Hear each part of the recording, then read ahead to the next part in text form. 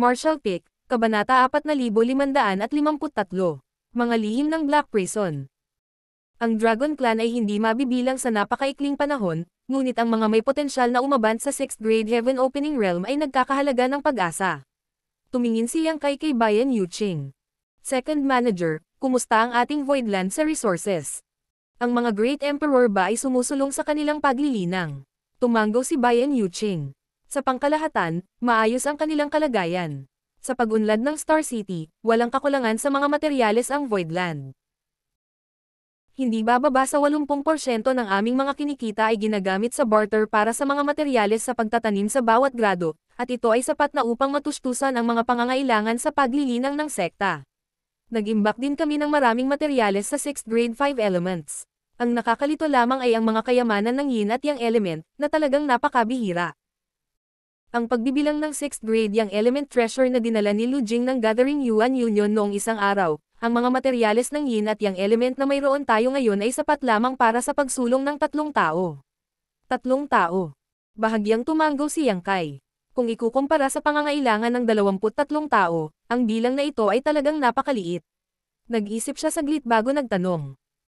Kung hindi isyo ang mga mapagkukunan, gaano katagal bago ang mga Great Emperor na umabant sa 6th grade?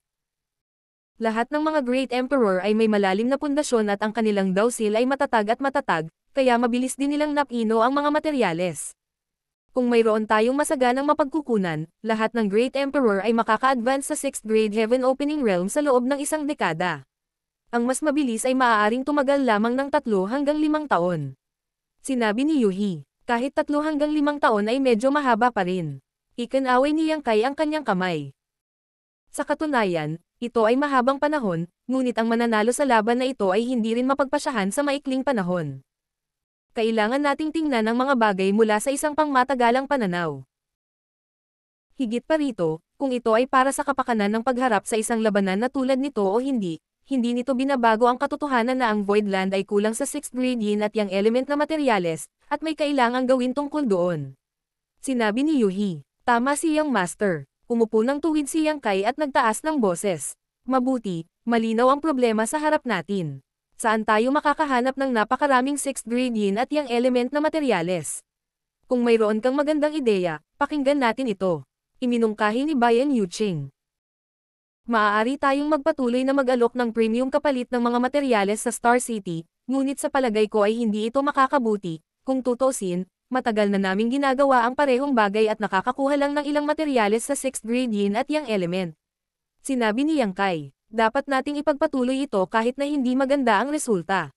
Pagkatapos ng lahat, ang anumang piraso ay mas mahusay kaysa sa wala. Tumanggo si Bayan Yuqing bilang tugon.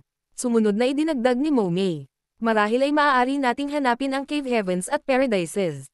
Bakit hindi tayo direktang pumunta sa kanila at hilingin na bilhin ang mga materyales na kailangan natin? Ang mga Cave Heavens at Paradise na iyon ay namuno sa 3,000 na mundo sa loob ng maraming taon, kaya tiyak na sila ay nakaipon ng ilang reserba. Umiling si Yuhi. Walang kwenta. Sa kabuuan ng 3,000 mundo, ang mga materyales sa 6th grade at mas mataas ay palaging mahirap makuha.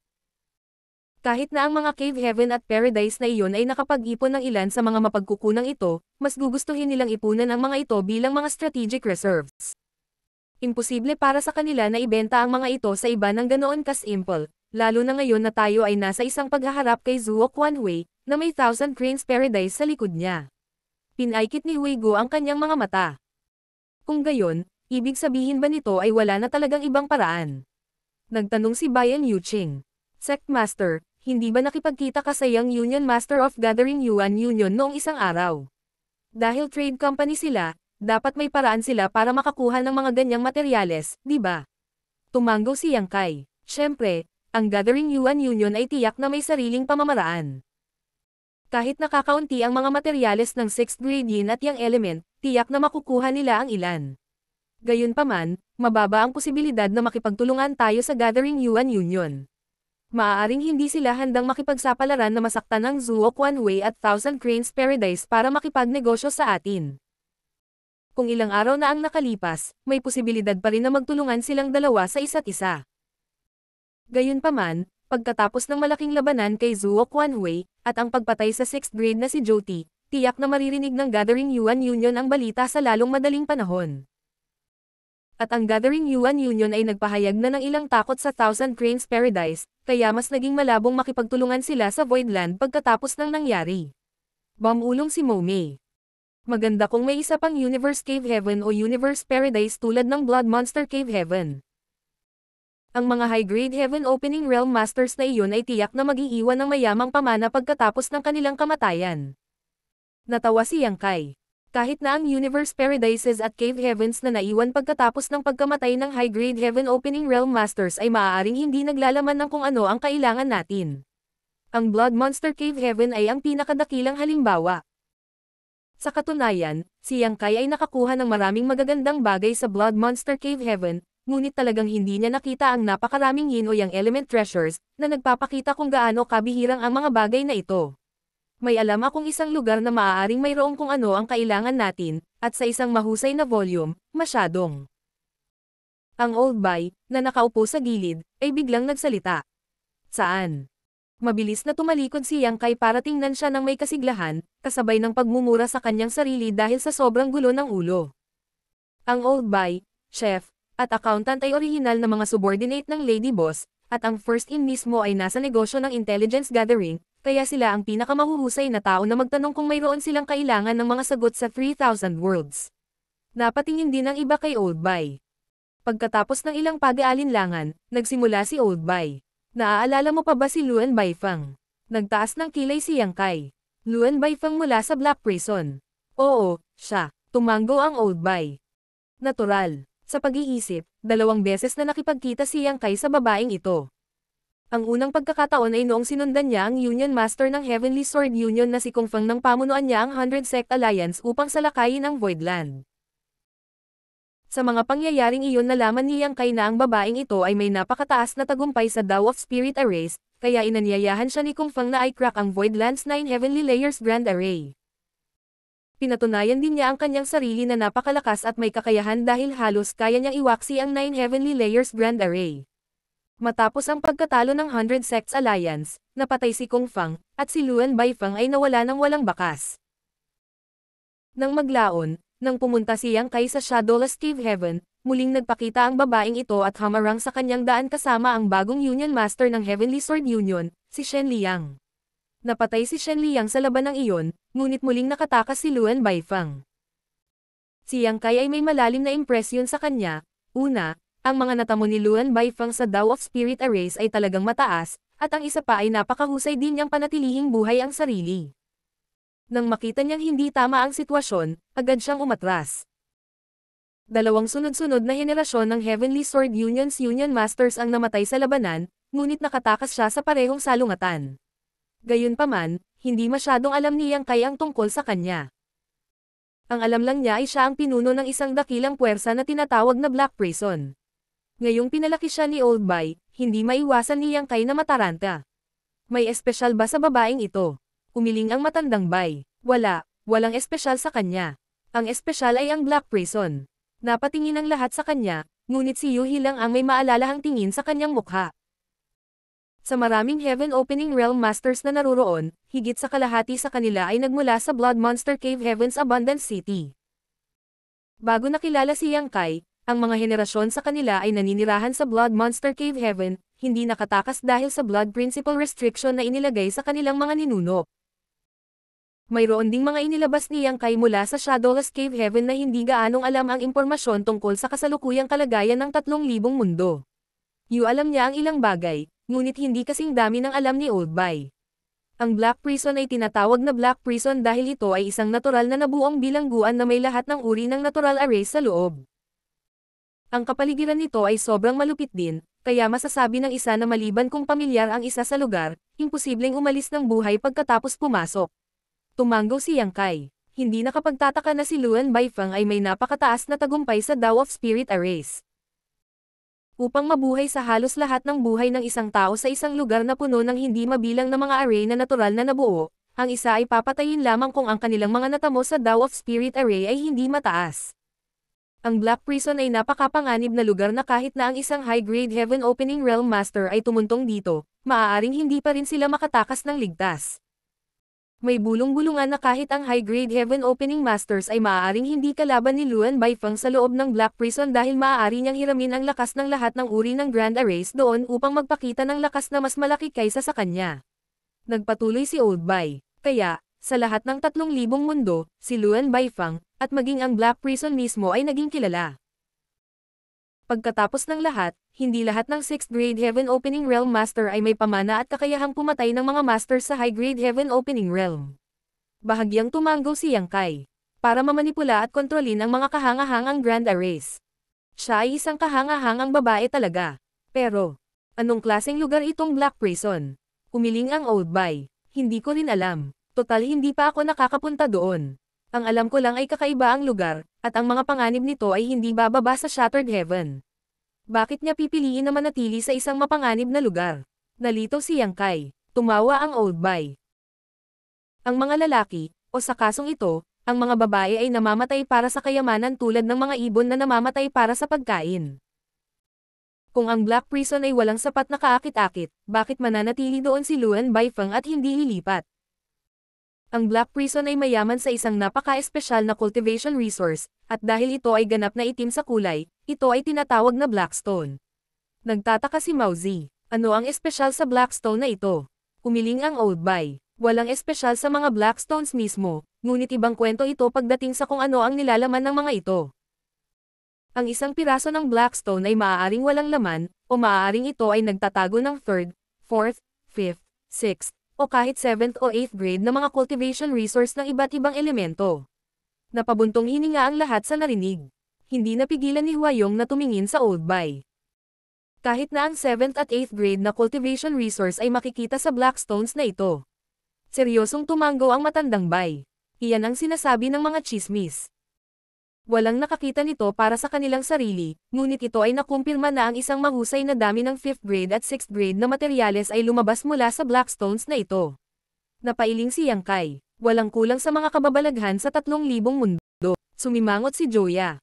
Kung totoo iyon, kung gayon bilang isang cultivator na nasa 6th grade Heaven Opening Realm lang, paano nakuha ni Luan Baifeng ang kontrol sa Black Prison?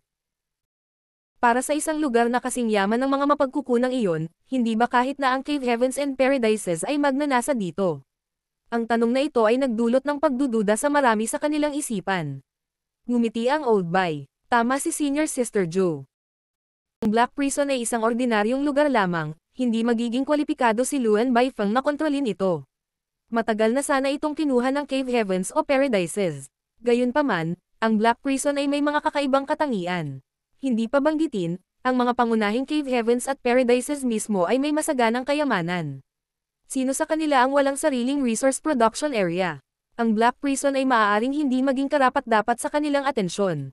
Pangalawa, kahit na ang Black Prison ay mayaman sa mga cultivation resources, ang mga ito ay napakahirap na minahan.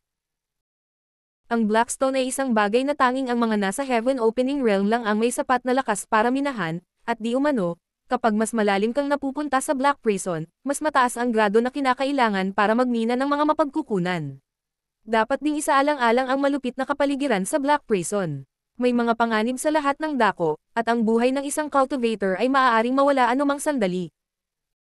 Kahit na sila ay mapalad na makatakas, ang kanilang paglilinang ay patuloy pa rin na maaalis ng mga natural array kung sila ay maninirahan sa ganoong lugar ng matagal, na sa kalaunan ay magiging sanhi ng kanilang miniature universe na lumiit at gumuho, isang kapalaran na mas masahol pa sa kamatayan. Pagkatapos ng isang paghinto, nagpatuloy si Old Bai. Ang presyo para sa pagmimina ng Blackstone sa Black Prison ay ang paglilinang at sigla ng isang Heaven Opening Realm Master. Ito ay hindi isang bagay na kayang gawin ng mga Cave Heavens at Paradise na iyon. Kung hindi, sila ay hahatulan ng pangkalahatan. Marshall Pick, Kabanata 4554. Zinpang. Ang mga nagmimina ng Blackstone sa Black Prison ay nagiging mga alipin ng mineral. Dahil sa malupit na kapaligiran ng Black Prison, ang Heaven Opening Realm Masters ay walang mahabang buhay doon, kaya ang pangangailangan para sa mga ore slave ay palaging malaki para sa Black Prison. Ang mga alipin ng mineral ay nagmula sa maraming iba't ibang mga channel. Ang ilan ay Heaven Opening Realm Masters na nakagawa ng malalaking kasalanan at pagkatapos ay binili ni Luan Baifeng sa mataas na presyo para maging mga alipin sa buong buhay. Ang iba ay mga masasamang loob na hinuli ni Luan Baifeng, at maging ang mga basta na lamang nahuli. Mayroon ding mga natatalo sa mga salungatan sa pagitan ng dalawang dakilang puwersa. Habang nagsasalita, sumulyap si Old Bay kay Huego. Nananatili si Senior Brother Huego sa prison star ng Yin Yang Cave Heaven sa buong oras na ito. Kung ikukumpara sa Black Prison, ang mga kondisyon ng prison star ay lubhang mapagpatuloy. Ang Black Prison ay maraming beses na mas malupit kaysa sa alam niya. Tumulo ang malamig na pawis sa ulo ni Huego nang marinig iyon. Sa loob-loob niya, natutuwa siya na ang Yin Yang Cave Heaven ay walang anumang kasunduan kay Luan Baifang. Kung hindi, ang kanilang mga bilanggo ay maaaring lahat ay naibenta sa Black Prison, at sila ay magiging walang iba kundi mga lantang buto. Napaisip si Yang Kai habang nag-isip siya. Kung ganoon nga, nangangahulugan ba iyon na may iba pang intensyon si Luan Baifang nang sumama siya sa 100 Sects Alliance ni Kung Feng sa Voidland? Tumango si Old Bai. Si Kung Feng at Luan Baifang ay nagkaroon ng ilang negosyo sa nakaraan, kaya sila ay lubos na magkakilala sa isa't isa. Personal niyang inimbitahan si Luan Baifang na basagin ang 9 Heavenly Layers Grand Array. Natural, ang pinakamabigat na dahilan para sumang-ayon si Luan Baifang ay ang mga aliping mineral na makukuha niya. Kung ang Voidland ay matalo noon, kung gayon ang lahat ng Heaven Opening Realm Masters ay dadalhin niya pabalik sa Black Prison kung saan sila magmimina ng Blackstone sa buong buhay nila. Sa kasamaang palad para sa kanya, pareho sila ni Kung Feng ay hindi inaasahan na ang pamana ng ating Voidland ay magiging napakahusay. Sinubukan nilang magnakaw ng manok ngunit nabigo at nawalan din ng bigas. Hinaplos ni Yang Kai ang kanyang baba. Kung ganoon, ang Black Prison na ito ay sulit na paglalakbay. Si Luan Baifang ay nagpapatakbo ng Black Prison sa loob ng napakaraming taon, kaya malamang na nakaipon na siya ng maraming mapagkukunan sa ngayon. Kung madadala natin siya sa ating panig, ang krisis na kinakaharap ng ating Voidland ay malulutas sa lalong madaling panahon. Umiling ang Old Bai. Hindi ko'y minumungkahi na mahanap mo siya ng direkta sa Black Prison. Nabanggit ko dati na ang Black Prison ay may hindi mabilang na natural array sa loob nito. Kahit malakas ka, baka hindi mo siya mahanap kahit nakapasok ka sa loob. At, kung mahahanap mo siya, maaaring hindi mo siya kalaban. Tumingin sa kanya si Yang Kai. Kung gayon, ano sa tingin mo ang dapat nating gawin sa halip? Upang sumulong ng may katahimikan. Maikling paliwanag ni Old Bai. Kung mayroong sino man sa mundong ito na pinaka-interesado sa labanan sa pagitan ng mga dakilang puwersa, dapat itong si Luan Baifang. Tiyak na may matatalo sa bawat laban, at sino mang matalo sa Heaven Opening Realm Master ay maaaring maging isang or slave na kailangan niya, kaya masaya siyang makialam sa mga ganitong laban, na tumataya ng maaga sa panig na kanyang tatahakin ay mananalo. Lumiwanag ang mga mata ni Yang Kai. Ngayong nakipag-ugnayan na si Zuo Quanhui sa ating Voidland sa isang direktang paghaharap, hindi na natin may tatago ang labanan na naganap dito ilang araw na ang nakalipas mula sa mga mata. Maaga o huli, kakalat ang balita, at 2 beses nang nagdulot ng gulo si Luan Baifang para sa ating Voidland. Kahit anong orihinal na intensyon niya, nakabuo na siya ng sama ng loob sa atin. Sa napakaraming Heaven Opening Realm Masters dito, siguradong malaking tukso tayo para sa kanya. Tumango ang Old Bai. Kung nakarating sa kanyang pandinig ang balita, tiyak na lalabas siya para tulungan si Zuo Quanhui. Agad na tumayo si Yang Kai. Hindi natin dapat ipagpaliban ang mga bagay-bagay. Pupunta ako ngayon sa Black Prison. Kung huli na tayo, baka hindi ko siya ma-intercept. Nagmamadaling nagsalita si Yuhi. Young Master, sasama ako sa iyo. Ikinaway ni Yang Kai ang kanyang kamay. Ito, kaya kong mag-isa. Maaaring umalis si Zuo Quanhui sa Void Territory, ngunit tiyak na iiwan niya ang mga especially iya para subaybayan ang bawat kilos natin.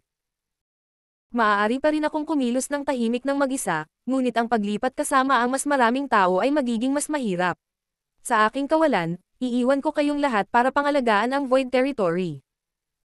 Malamang na hindi na muling magtataas ng kamay si Zuo Quanhui sa mas mababang Universe Worlds, kaya ang kailangan mo lang gawin ay manatili dito at bantayan ang sect, pagkatapos ay magiging maayos ang lahat.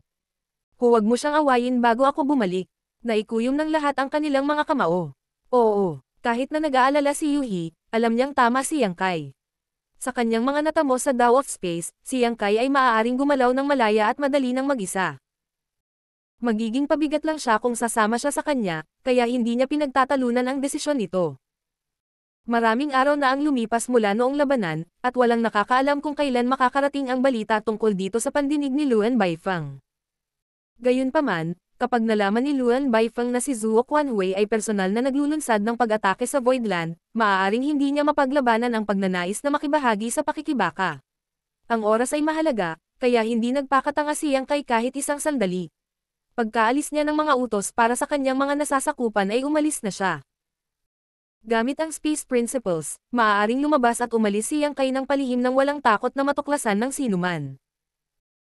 Habang naglalakbay, nagpatuloy siya sa paggaling mula sa mga sugat na natamo niya sa nakaraang labanan, at sa loob lamang ng ilang araw, nakarating siya sa lokal na Territory Gate. Sa pagpapakilos ng kanyang Divine Sense, tiniyak ni Yang Kai na walang mata na nakatingin sa kanya sa Territory Gate bago sumabak. Matapos dumaan sa Territory Gate at makarating sa katabing Great Territory, itinago ni Yang Kai ang kanyang aura sa lalong madaling panahon. Kung mag-iwan si Zhuo Quanhui ng anumang mga mata upang subaybayan ang sitwasyon, malamang na malapit sila sa Territory Gates na humantong sa Voidland. Lumingon sandali si Yang Kai sa paligid, ngunit wala siyang nakitang dapat alalahanin. Malamang, si Zhuo Quanhui ay walang sapat na panahon para iwan ang sinuman sa kanyang mga tauhan dito.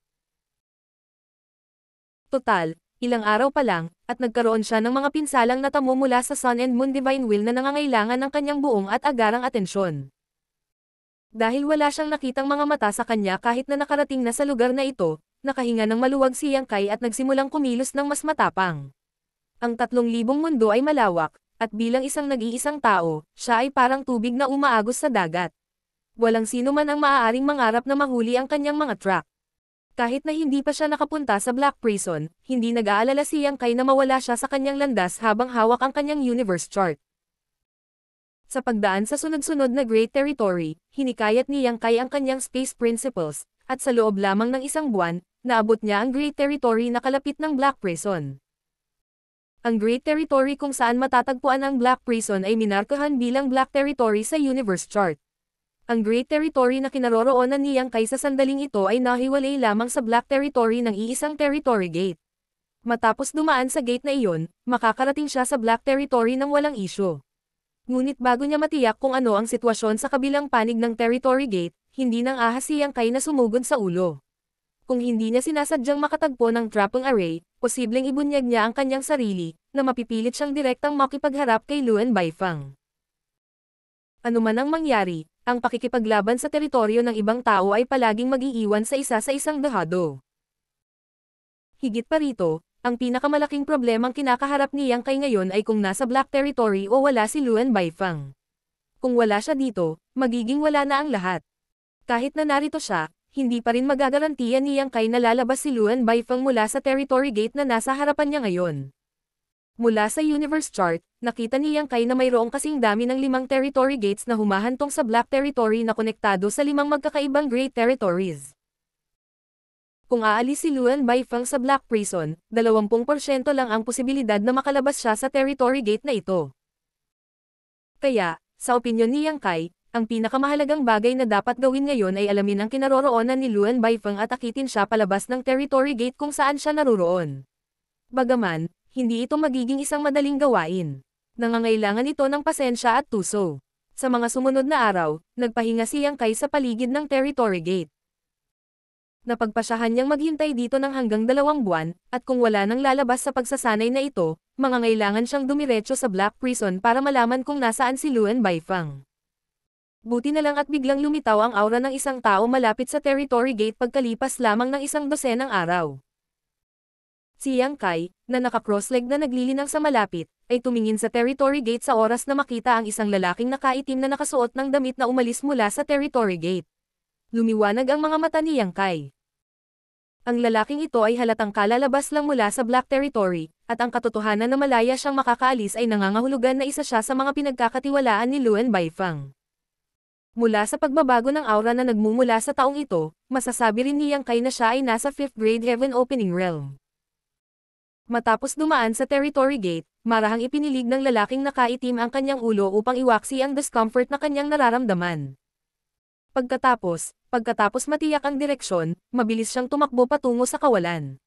Gayunpaman, pagkatapos ng maikling distansya, may lumabo sa kanyang paningin at isang figure ang hamarang sa kanyang daraanan.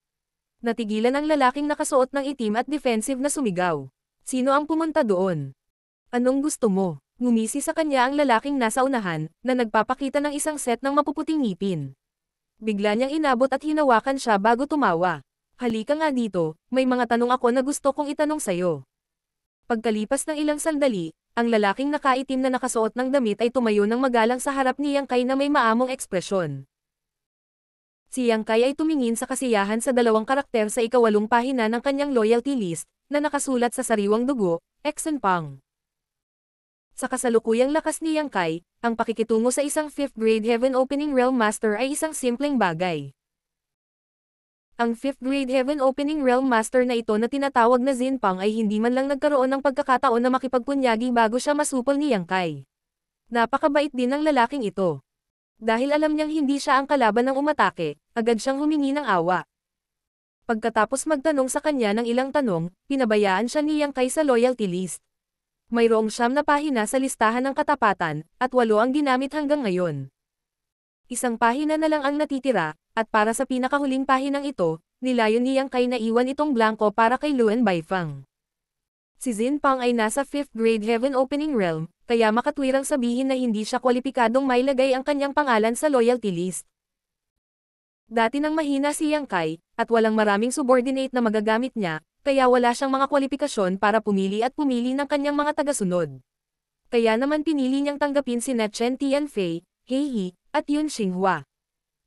Ngayon, ang mga master sa kanyang mga nasasakupan ay kasing dami ng mga ulap, kaya talagang sayang para sa isang walang kwentang 5th grade Heaven Opening Realm Master na kumuha ng espasyo sa kanyang loyalty list. Gayunpaman, halos hindi sulit kay Luan Baifang ang huling slot na mayroon siya. Maingat na inalis ni Yang Kai ang loyalty list bago tumingin kay Xin Pang. Dahil iniwan mo na ang iyong pangalan sa loyalty list, dapat maramdaman mo na ang iyong buhay o kamatayan ay nasa aking mga kamay. Sa isang pag-iisip lang, makakapagdesisyon na ako kung mabubuhay ka o mamamatay. Tumutulo ang pawis ni Xin Pang na parang ulan habang mabilis siyang nagsusumamo. Maawa po, Master. Mangyaring maging maawin. Ang subordinate na ito ay susunod sa pangunguna ni Master at susunod sa utos ni Master. Walang pakialam na sinabi ni Yang Kai. Dahil kinuha kita sa ilalim ng aking pakpak, kung gayon natural na hindi ko hihilingin na mamatay ka. Maamong itinaas ni Xin Pang ang kanyang mga mata kay Yang Kai. Kung gayon, mayroon bang kailangan si Master na gawin ng subordinate na ito? May tanong ako para sa iyo. Sinabi mo na si Luan Baifang ay nasa loob ng Black Prison, hindi ba? Mabilis na tumango si Xin Pang. Oo, nakakasiguro ka ba? Huwag kang magsinungaling sa akin. Talagang totoo, Master. Nakatanggap ang subordinate na ito ng mga utos mula sa warden na bumili ng ilang bagay isang araw o 2 araw lang ang nakalipas. Natuwa si Yang Kai na marinig ang sagot na iyon at tumango. Mabuti. Malinaw, walang paraan para magsinungaling si Xin Pang sa ilalim ng mga epekto ng loyalty list, kaya sigurado si Yang Kai na si Luan Baifang ay kasalukuyang nasa loob ng Black Prison. Tila hindi niya ginawa ang paglalakbay na ito ng walang kabuluhan, na naging sulit ang 10 araw na ginugol niya sa paghihintay dito. Ilan ang Heaven Opening Realm Masters sa Black Prison? Tanong ni Yang Kai. Saglit itong pinag-isipan ni Xin Pang bago nagtanong. Kabilang ang mga alipin ng mineral. Kabilang ang mga alipin ng mineral, at kung hindi man. Mabilis na sagot ni Xin Pang. Kabilang ang mga alipin ng ore, mayroong halos 200. Kung hindi, mayroon lamang higit sa 30. Marshall Pick, Kabanata 4555. Kawili-wiling balita, hindi nakaimik si Yang Kai. Batay sa sinabi ni Xin Pang, mayroong humigit kumulang 200 Heaven Opening Realm Masters na kasalukuyang nakakulong sa Black Prison.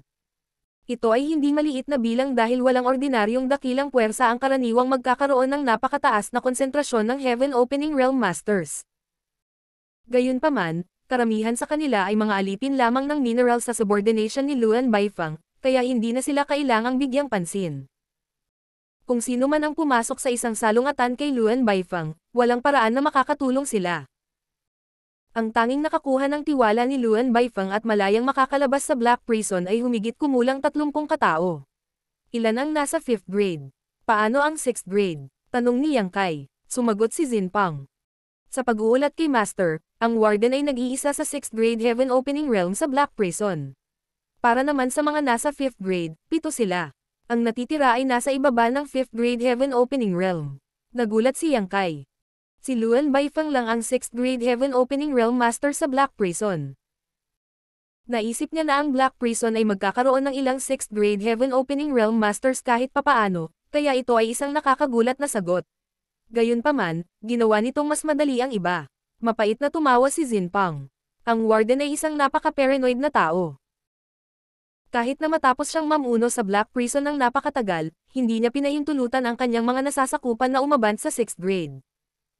Ang sinumang may potensyal at palatandaan ng pagsulong ay itatapon sa kailaliman ng Black Prison. Malamig na bamantong hininga si Yang Kai. Napakalupit na babae. Pagkatapos ng ilang sandali ng katahimikan, nagsimula si Yang Kai sa isa pang tanong. Ano ang hiniling sa iyo na bilhin sa paglalakbay na ito?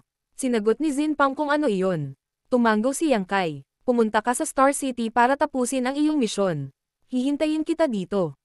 Walang ideya si Zinpang kung ano ang pinaplanong gawin ni Yang Kai, ngunit hindi siya naglakas loob na magtanong ng napakaraming tanong, kaya nagmadali siyang sumagot. Oo, pagkatapos, mangyaring maghintay dito ng ilang araw, Master. Ang subordinate na ito ay pupunta at babalik ng mabilis. Ilang sandali pa, umalis na si Zinpang.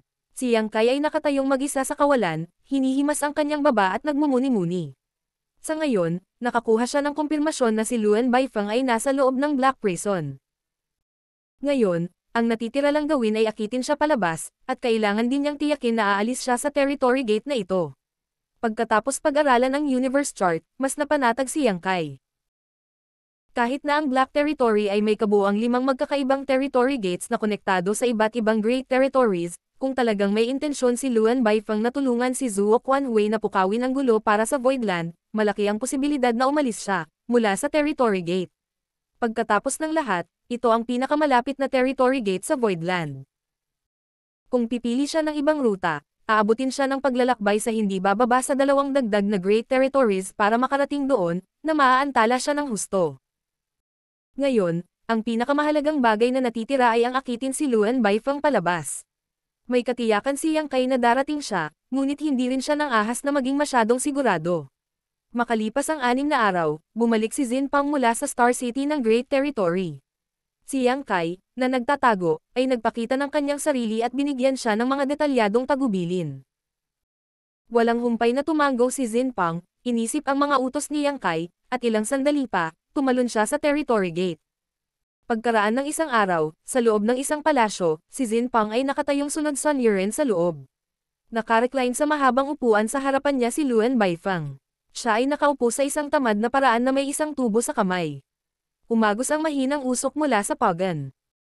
Habang ang mga mata ay halos nakapikit sa kawalan ng ginhawa, ang ilong ni Luan Baifeng ay nanginginig ng mahina habang ang usok ay pumasok at umalis sa kanyang ilong.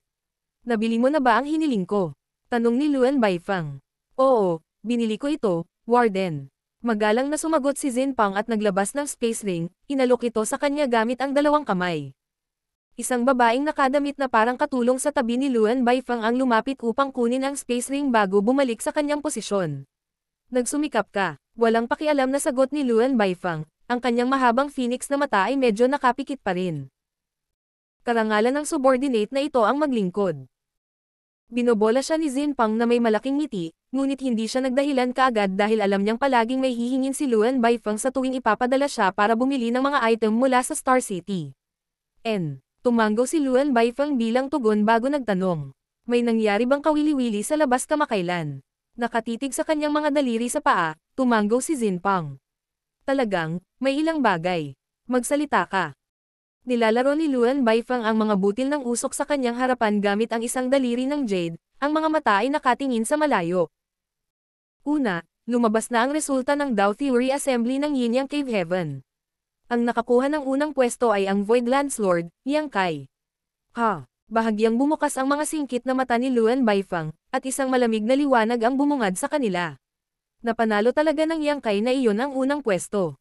Paano niya, isang tao sa 5th grade Heaven Opening Realm, makakamit ang ganoong bagay? Ang mga disipulo ba ng Cave Heavens and Paradises ay lahat basura. Kahit na wala siya noong si Yang Kai ay sumulong sa Heaven Opening Realm, natural niyang ipapaalam ang sarili sa kanyang sitwasyon ngayong naging kaaway niya ang Voidland. Kaya, hindi kakaiba para sa kanya na malaman na si Yang Kai ay nasa 5th grade Heaven Opening Realm lamang. Sumagot si Zinpang. Warden, narinig ng subordinate na ito na si Yang Kai ay wala sa 5th grade, kundi sa 6th grade. 6th grade. Muling nanlaki ang mga mata ni Luan Baifeng. Tapos, ngumuso siya. Saan mo narinig ang chismis na iyan? Isa pa lang siyang 5th grade nang makapasok siya, iyon ang tiyak. Ang high-grade Heaven Opening Realm Masters ng ilang Cave Heavens at Paradise ay nakita ito ng kanilang sariling mga mata, kaya paano ito magiging mali? Ang subordinate na ito ay hindi alam kung saan nagsimula ang pagkakamali, ngunit ang taong iyon ay talagang nasa 6th grade Heaven Opening Realm, walang duda tungkol doon. At, sa panahon ng Dao Theory Assembly ng Yinyang Cave Heaven, pinatay pa niya ang isang lalaking tinatawag na Zhou Xing. Zhou Xing. Huminto ang daliri ni Luan Baifeng, lumilitaw ang isang mapagnilay-nilay na tingin sa kanyang mukha. Parang pamilyar ang pangalang iyon. Saang sekta siya galing? Narinig ng subordinate na ito na siya ay mula sa Thousand Cranes Paradise, at isa pa siyang core disciple na direktang pumasok sa 6th grade. Ang mga mata ni Luan Baifeng, na nakapikit sa buong oras na ito, ay nanlaki sa bilog, at ang kanyang mahigpit na tingin ay nakatuon kay Xinpang na nakatayo sa ibaba, na agad na nagsimulang pagpawisan mula sa bundok na parang pressure na inilagay sa kanya. Nang marinig ang kwento ni Xinpang, sa wakas ay naalala niya kung sino itong Zhou Xing. Sa katunayan, siya ay isang core na disipulo ng Thousand Cranes Paradise, at nang matagumpay siyang umaban sa 6th grade Heaven Opening Realm ilang dekada na ang nakararaan, maraming dakilang puwersa ang nagpunta upang batiin siya. Maging siya ay nagdala ng regalo. Totoo ba yan? Matalim na tanong ni Luan Baifeng. Nauutol na sabi ni Xinpang. Kumalat na ang balitang ito sa pangkalahatang populasyon. Kung ito ay totoo o hindi, ang subordinate na ito ay hindi alam, ngunit lahat ay nagsasabi ng parehong bagay. Kumurap-kurap, mamulong si Luan Baifeng sa kanyang sarili. Hindi nabubuo ang mga alon ng walang hangin. Ito ay isang bagay na may kinalaman sa mukha ng Thousand Cranes Paradise. Kung hindi ito totoo, tiyak na lalabas ang Thousand Cranes Paradise upang pigilan ang mga chismis. Gayunpaman, ang mga chismis ay kumalat na sa masa, kaya malamang na totoo ito. Si Zhou Xing ay sumulong sa 6th grade ilang dekada na ang nakalipas, ngunit si Yang Kai ay talagang nagawang patayin siya. Nasa 6th grade ba talaga siya? Pero paano nangyari iyon? Pinag-isipan niya ito saglit, ngunit hindi pa rin niya maisip kung paano biglang tumalon si Yang Kai mula sa 5th grade patungo sa 6th grade Heaven Opening Realm. Bigla siyang tumawa na parang mga bulaklak na nanginginig sa isang sanga, ang kanyang boses ay malutong at masarap sa pandinig. Natawa siya saglit bago inayos ang sarili. Paano mananatiling tahimik ang Thousand Cranes Paradise pagkatapos patayin ni Yang Kai si Zhou Xing? Ang Voidland ba ay winasak na nila sa lupa? Hindi pa, umiling si Xinpang. Dahil ang Yinyang Cave Heaven ay namagitan habang ang pagkamatay ni Zhou Xing ay naganap sa Dao Theory Assembly. Walang paraan para hayagang makapaghiganti ang Thousand Cranes Paradise para kay Zhou Xing. Sa huli, ang kanyang Honored Master, si Zuo Quanhui, ay nilisan ang Thousand Cranes Paradise habang dinadala ang mga disipulo sa ilalim niya. Nilisan ni Zuo Quanhui ang Thousand Cranes Paradise. Nagulat si Luan Baifeng. Gayunpaman, ang isang tao sa kanyang tangkad at karanasan ay kailangan lamang na mag-isip ng ilang sandali bago maunawaan ang pagkakasunod-sunod ng mga pangyayari. Ang matandang Zoro na iyon. Magpatuloy. Pinamunuan ni Zuo Quanhui ang kanyang mga disipulo sa Void Territory upang patayin si Yang Kai. Gayunpaman, hindi lamang siya nasugatan matapos makipag-away sa kanya, isa pang 6th grade disciple sa ilalim niya na tinatawag na Jyoti ang napatay sa labanan. Lalong natulala si Luan Baifeng sa paghahayag na ito. Nasugatan si Zuo Quanhui. Mali ba ang narinig mo? Umiling si Xinpang. Iyan ang sinasabi nila sa labas, at lumalakas pa rin ang mga chismis sa Star City. Kung hindi naniniwala si Warden, maaari siyang magpadala ng isang tao upang magtanong tungkol sa bagay na ito. Umiling si Luan Baifeng. Hindi siya naniwala sa mga salita ni Xinpang, iniisip lang niya kung may mga pagkakamali ba sa mga chismis na iyon o wala. Pagkatapos ng lahat, si Zuo Quanhui ay isang 7th grade master, kaya paano siya madaling masaktan? Nang biglang may naisip, nagsimula siyang. Iyon ay gawa ng dalawang Divine Spirit ng Voidland, hindi ba? Ang dalawang Divine Spirit lang ang makakasakit sa isang lalaking tulad ni Zuo Quanhui. Magalang na sumagot si Xinpang. Hindi ganoon ang iniisip ng subordinate na ito. Mula sa simula hanggang sa wakas, ang dalawang Divine Spirit ay hindi kailanman nabanggit sa mga alingawngaw. Sa halip, ito ay ang malaking bilang ng 6th grade at 5th grade Heaven Opening Realm Masters mula sa Voidland. Ang bilang lamang ng mga nasa 6th grade ay siyam. Upang mailigtas ang kanyang disipolo, si Zuo Quanhui ay nahuli at nasugatan. Siyam na 6th grade Heaven Opening Realm Masters. Habang nakikinig siya, mas nalilito si Luan Baifeng. Nakapunta na siya sa Voidland noon, at kung May 9 6th grade Heaven Opening Realm Masters doon sa oras na iyon, paano siya nakabalik na buhay? At, ilang taon na ang nakalipas mula noong kinubkob sila ng 100 Sects Alliance. Paanong biglang lumitaw ang siyam na 6th grade Heaven Opening Realm Masters? Sa ngayon, dapat ay nagpapagaling pa si Zuo Quanwei mula sa kanyang mga pinsala. Sa opinyon ng subordinate na ito, ang isang matinding pakikibaka sa pagitan ng dalawang magkatugmang kalaban ay malapit nang magaganap sa pagitan ng Zuo Quanwei at Voidland ngayong napatay na ang dalawang 6th grade na disipulo ng una. Bahagyang tumango si Luan Baifeng. Si Zuo Quanwei ay nasa 7th grade Heaven Opening Realm pa rin. Naturally, kung nawalan siya ng mukha, dapat niyang bawiin iyon. Kung hindi, paano pa rin niya mapapanatili ang kanyang katayuan sa hinaharap? Kinawian niya ito. Pasensya ka na. Oo, walang lakas ng loob na magsalita pa, yumuko si Zinpang at umalis. Ang mga butil ng usok ay umaagos pa rin mula sa tubo, ngunit si Luan Baifeng ay hindi na interesado rito tulad ng dati. May hindi maipaliwanag na kislap sa kanyang singkit na phoenix na mga mata na parang may iniisip. Ang katulong na katabi niya ay mahinang nagsimulang.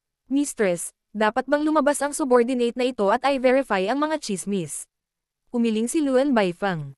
Hindi dapat paniwalaan ang mga chismis.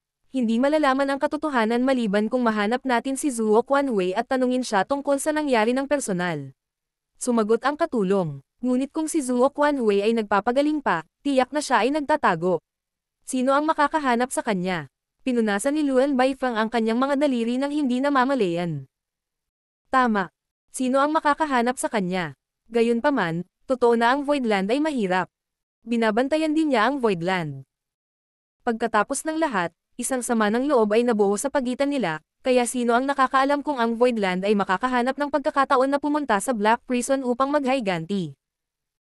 Ang Voidland ay unti-unting lumakas, at noon, ang mga taong iyon mula sa 100 Sect Alliance ay nagmamadaling lumapit upang humingi ng tawad ng paisa-isa habang nagdadala ng mga regalo. Samantala, nanatili si Luan Baifeng sa Black Prison. Ang kapaligiran dito ay mapanlinlang, at naroon din ang hindi mabilang na natural array na maaari niyang samantalahin. Wala siyang masyadong pakialam noong una, ngunit ngayon, tila lumaki na ang Voidland sa punto kung saan maaari itong magbanta sa kanya. Siya lang ang hindi makakalutas sa nakatagong panganib na ito na tinatawag na Voidland, ngunit marahil. Maaari niyang hanapin si Zuo Quanwei upang makipagtulungan sa kanya at mapuksa ang salot na ito sa tulong niya. Martial Pick, Kabanata 4556. Pagsupil kay Luan Baifeng. Tahimik ang hangin, at ang 1,000,000 kilometrong lugar sa paligid ng Territory Gate ay parang ipinagbabawal na sona na walang sinumang nang ahas lapitan. Maging ang mga nagmamadali ay ayaw ding lumapit. Alam ng lahat na ito ang pasukan sa Black Territory, at alam din nila kung gaano kalupit ang isang babaeng si Luan Baifeng. Kung sila ay makabunggo sa kanya sa daan, kung gayon maaari silang mahuli at dalhin sa Black Prison upang maging alipin ng mineral. Si Yang Kai ay nanatiling mag-isa, tahimik na naghihintay. Inihagis na ang pain, ngunit hindi niya matiyak kung kukunin ito ng isda o hindi. Sumang-ayon lang siya kay Zinpang na kung aalis si Luan Baifeng sa Black Prison mula sa ibang Territory Gate, gagawa siya ng paraan para ipaalam ito sa kanya. Magbibigay din iyon ng panahon kay Yang Kai para ayusin ang kanyang mga plano. 5 araw na ang lumipas mula nang bumalik si Zinpang sa Black Territory, ngunit wala pa ring gumagalaw sa Territory Gate. Sa ika-6 na araw, gayunpaman, tila narinig ng langit ang mga pakiusap ni Yang Kai at isang barko ang biglang tumulak palabas ng Territory Gate. Si Yang Kai, na nagmamasid sa anumang paggalaw mula sa malayo, ay nakita ang barko sa sandaling ito ay lumitaw. Ang tiyak ay, sa katunayan, isa ito sa mga barko ng Black Prison. Gayunpaman, hindi siya nakakilos kaagad dahil hindi niya masisiguro na sakay si Luan Baifeng. Itinago ang kanyang aura at figure, nagpatuloy siya sa pagmamasid ng maigi. Sa isang tiyak na sandali, isang makinang na liwanag ang biglang bumaril mula sa barko. Natural, iyon ang senyales na napagkasundoan niya si Zinpang. Lumiwanag ang mga mata ni Yang Kai, at ang kanyang katawan ay kumikislap, lumundag patungo sa bangka sa bilis ng kidlat. Sa pinakaitaas na kabin ng barko, nakaupo si Luan Baifeng sa kanyang upuan, pinapaikot-ikot ang kanyang daliri sa kanyang buhok na may pagmumuni-muni sa kanyang mukha. Hindi niya alam kung bakit, ngunit hindi siya mapakali mula nang umalis siya sa Black Territory, na para bang may masamang mangyayari. Ang pakiramdam na ito ay ginawa siyang lubos na alerto. Sa sandaling iyon na ang isang malinaw na pagbabago-bago ng enerhiya ay lumabas mula sa isang partikular na bahagi ng barko. Mabilis niyang ibinaling ang kanyang ulo sa bintana at, mula sa gilid ng kanyang mata, naabutan niya ang isang daloy ng liwanag na sumabog at nagpapaliwanag sa isang malaking espasyo. Namutla ang mukha ni Luan Baifeng. Ipinakalat ang kanyang divine sense, mabilis niyang natukoy ang isang tao na umaalis sa barko at papalabas ng napakabilis. Zinpang. Nagliyab sa mga mata ni Luan Baifeng ang pamatay na hangarin habang sinisigaw niya ang pangalan nito sa pamamagitan ng mga ngiping nagngangalit. Kahit na wala siyang ideya kung bakit siya pagtataksilan ni Zinpang, ang nakakabulag na secret technique mula noon ay malinaw na isang uri ng code na napagkasunduan ni Zinpang at ng ibang partido. Bago pa man siya magkaroon ng oras para isipin ang sitwasyon, mabilis na naramdaman ni Luan Baifeng ang isang pamilyar na aura na mabilis na papalapit sa kanya at isang boses ang bumukas. Luan Baifeng, magdusa ka ng kamatayan. Yang Kai. Nagulat si Luan Baifeng sa boses at lumingon sa direksyon kung saan nanggagaling ang aura. 2 beses na niyang nakatagpo si Yang Kai noon, kaya natural, pamilyar siya sa aura nito. Doon, sa kanyang pangitain, nakita niya si Yang Kai na mabilis na papalapit gaya ng kanyang inaasahan. Ang unang naisip ni Luan Baifeng na maaaring ito ay isang uri ng bitag, at ang hukbo ng Voidland ay tinambangan siya. Siya ay posibleng mapalibutan anumang sandali at mapatay, gayunpaman, mula sa kanyang nakita, walang hukbo, tanging si Yang Kai lamang ang nasa lugar na ito. Brat na hindi nakakaalam sa kalawakan ng langit at lupa. Hinahabol mo si kamatayan. Nagsimulang kumilos si Luan Baifeng habang siya ay sumisigaw, tumalon sa bintana habang siya ay bumubuo ng isang set ng mga handsil at itinulak ang kanyang world force bago ibinato ang palad sa paparating na kalaban. Kahit na hindi niya maintindihan kung bakit dumating si Yang Kai para tambangan siya mag-isa, ayaw niyang palampasin ang isang gintong pagkakataon. Kung nahuli niya si Yang Kai, magagawa niyang ialay siya bilang isang magandang regalo kay Zhuo Quanhui. Pagkatapos, kapag natapos na ang labanan laban sa Voidland, ang kanyang mga salita ay magkakaroon ng higit na kapangyarihan, na nagpapahintulot sa kanya na makakuha ng higit pang mga alipin ng mineral mula sa Voidland.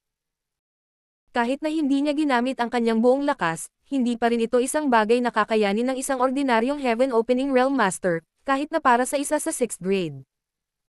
Naka-advance na siya sa 6th grade Heaven Opening Realm maraming siglo na ang nakararaan, kaya napakayaman ng heritage na naipon niya. Nakaharap sa palad na ito, sinalubong lang ito ni Yang Kai ng may panunuya habang sumisigaw. Ang hindi nakakaalam sa kalawakan ng langit at lupa.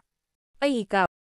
Pumutok ang World Force at nagsalubong ang kanilang mga aura habang ang dalawang figure ay mabilis na lumalapit sa isa't isa. Nagbago ang mukha ni Luan Baifeng, at nanlaki ang kanyang mga mata. Tama si Zinpang, ang brat na ito. Ay talagang nasa 6th grade. Sa sandaling nagbanggaan ang kanilang world forces, malinaw na naramdaman ito ni Luan Baifeng. Ang world force na taglay ng kanyang kalaban ay tiyak na hindi isang bagay na maaaring ilabas ng isang 5th grade Heaven Opening Realm Cultivator. Si Yang Kai ay talagang isang 6th grade Heaven Opening Realm Master, at hindi isang ordinaryong tao noon. Hindi pa naramdaman ni Luan Baifeng ang ganitong uri ng pang-aapi mula sa sinumang iba pang 6th grade master dati. Nang ang kanyang sariling world force ay nahaharap sa kapangyarihan ng kanyang kalaban, ito ay nabasag na parang tuyong damo o bulok na kahoy. Ito ay ang kanyang kabuuang pagkatalo.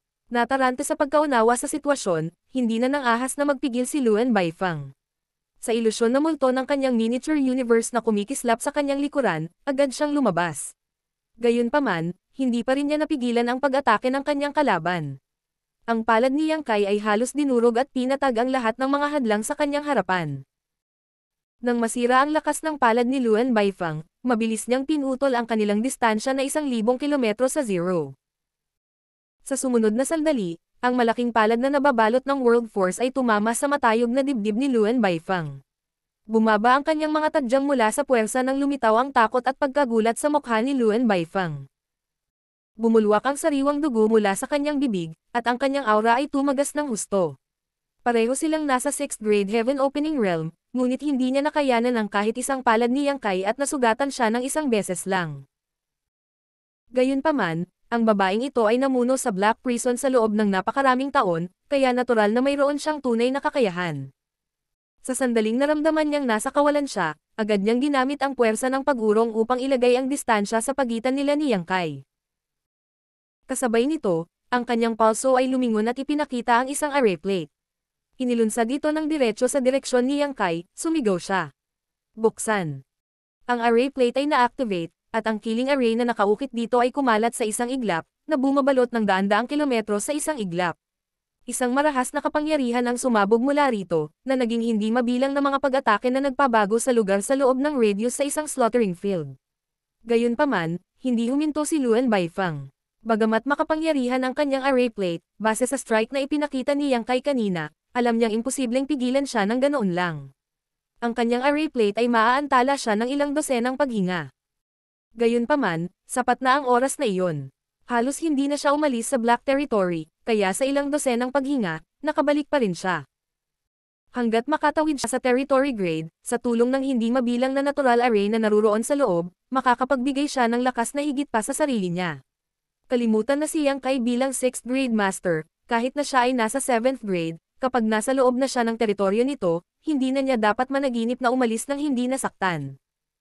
Dahil nagdusa ng napakalaking pagkawala ng wala sa oras, ang puot na naipon sa puso ni Luan Baifeng ay umabot na sa langit, kaya kahit na siya ay tumatakas, iniisip na niya kung paano siya maghihiganti kay Yang Kai para dito.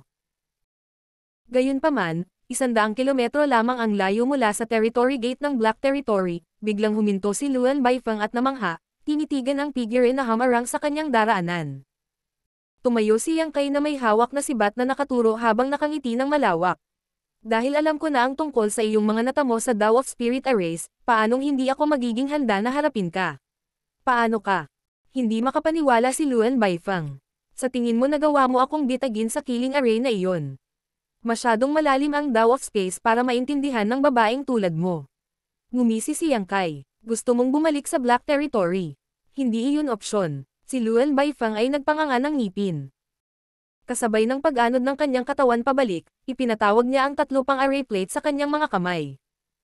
Gayunpaman, bago pa man niya may hagis ang 3 array plate, nawala si Yang Kai sa kanyang harapan.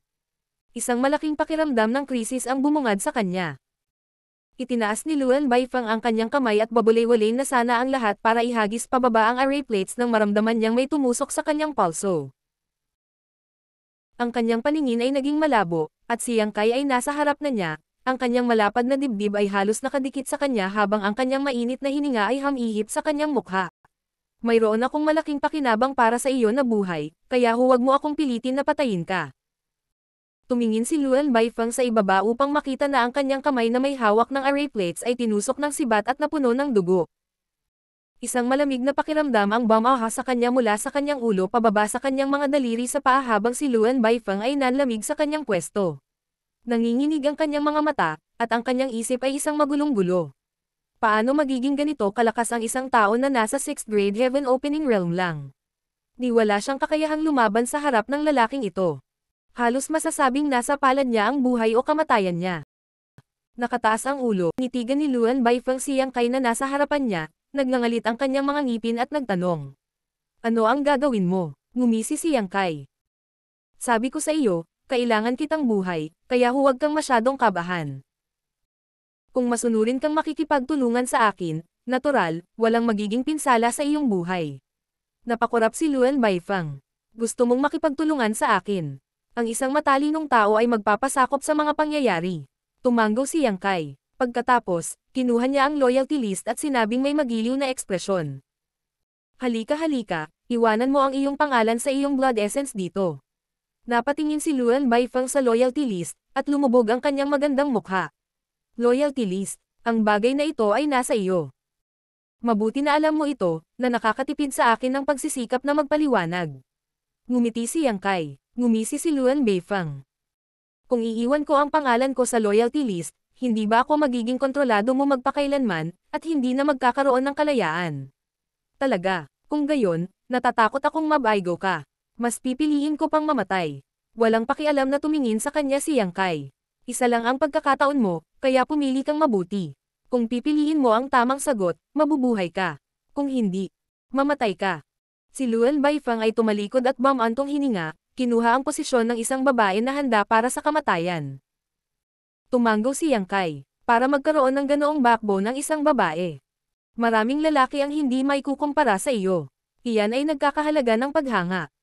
Kung ganoon, Hayaan mo akong magpadala sa iyo sa iyong paglalakbay. Sa pagtatapos ng kanyang pangungusap, ibinaba ni Yang Kai ang kanyang kamay sa ulo ni Luan Baifeng, at ang Golden Crow True Fire ay pumutok mula sa kanyang palad, na agad na ginawa siyang bola ng apoy. Ang kahabag-habag na hiyawan ay napuno ng hangin habang ang buong katawan ni Luan Baifeng ay nababalot ng napakaitim na Golden Crow True Fire. Siyempre, walang paraan para mamatay siya sa maikling panahon salamat sa kanyang malakas na sigla. Gayunpaman, ang kanyang paglilinang, na nasa 6th grade Heaven Opening Realm lamang, ay hindi sapat para mapatay niya ang Golden Crow True Fire. Sa harap ng kapahamakan, siya ay isinumpa na magtiis ng hindi maipaliwanag na paghihirap at pagdurusa. Papatayin mo talaga ako? Tanong ni Luan Baifeng habang siya ay sumisigaw sa matinding paghihirap. Pagkatapos ng lahat, sinabi sa kanya ni Yang Kai kanina na mayroon siyang gamit para sa kanya ng buhay, ngunit ngayon ay talagang sinusubukan niyang patayin siya sa isang kisap mata. Ang kanyang kalooban ay nagbago ng mas mabilis kaysa sa maaaring i-flip ng isa ang mga pahina sa isang libro. Nanatiling tahimik si Yang Kai habang pinapanood siya ng walang pakialam na may malamig na tingin sa kanyang mga mata, na parabang nakikita niya siya mula sa lugar na ito ng pag-iral. Natarante si Luan Baifeng. Ang kamatayan ay isang nakakatakot na pag-iisip, at kahit na alam niya na si Yang Kai ay sinusubukan lamang na pilitin ang kanyang kamay sa pamamaraang ito, siya ay natatakot pa rin sa kanyang kalupitan at determinasyon. Kung magpapatuloy ito, baka mamatay na talaga siya.